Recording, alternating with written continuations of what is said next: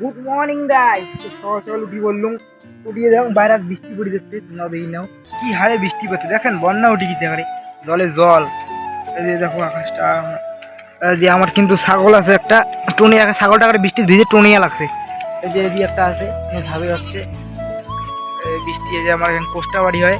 আর আমি সকালে উঠিয়ে কিন্তু পেয়ারা খাওয়া চালু করে দিই, কারণ সকালে উঠিয়ে আমি পেয়ারা খান, যতদিন পেয়ারা আছে ততদিন খাই।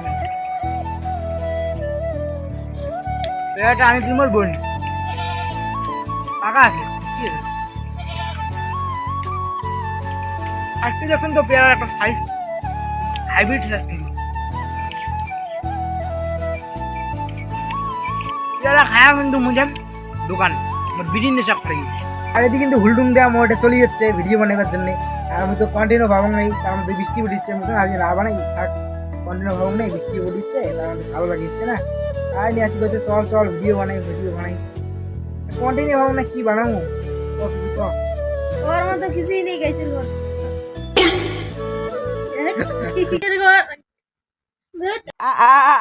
আউলি যায়।